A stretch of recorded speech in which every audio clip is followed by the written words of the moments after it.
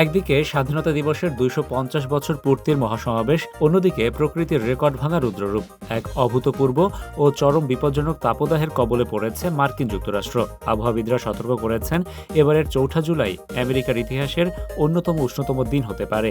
একটি বিশাল হিট ডোম বা তাপবলয়ের কারণে দেশের অর্ধেকেরও বেশি এলাকা এখন তীব্র গরমে স্থবির। মিডওয়েস্ট থেকে শুরু করে পূর্ব উপকূল পর্যন্ত আর্দ্রতার কারণে গরমের তীব্রতা অনুভূতিতে ১০০ থেকে ১১৫ ডিগ্রি ফারেনহাইট পর্যন্ত পৌঁছাতে পারে।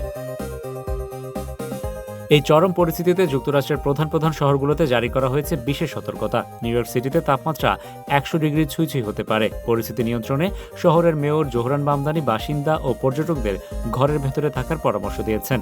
ঝুঁকিপূর্ণ নাগরিকদের সহায়তায় এবং পানি শূন্যতা রোধে নিউ ইয়র্কের ৫ বড়োতেই কুলিং সেন্টার খোলার পাশাপাশি রাস্তায় নামানো হয়েছে নার্স ও প্যারামেডিক স্টাফ সংবলিত বিশেষ ভ্যান। ওয়াশিংটন ডিসিতেও তাপমাত্রা অতীতের সব রেকর্ড ছাড়িয়ে ১০৩ ডিগ্রিতে পৌঁছাতে পারে বলে ধারণা করা হচ্ছে। তীব্র গরমের কারণে ইতিমধ্যে প্রভাব পড়েছে স্বাধীনতা দিবসের বিভিন্ন কর্মসূচিতে। ফিলাডেলফিয়ায় ঐতিহ্যবাহী প্যারেডের সময় সংক্ষিপ্ত করা হয়েছে।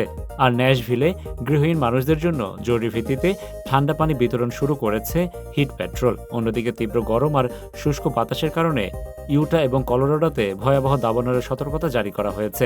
বিশেষজ্ঞদের মতে দিন ও রাতে তাপমাত্রা স্বাভাবিকের চেয়ে ২০ থেকে ৩০ ডিগ্রির উপরে থাকায় শনিবারের মধ্যে দেশ জুড়ে ৩০০টিরও বেশি গরমের রেকর্ড ভেঙে যেতে পারে।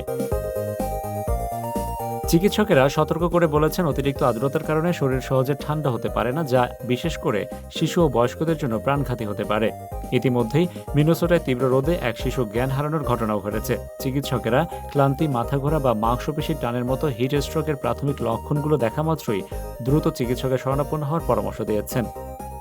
Rashed Bappi, ATV USA, new York, যুক্তরাষ্ট্র।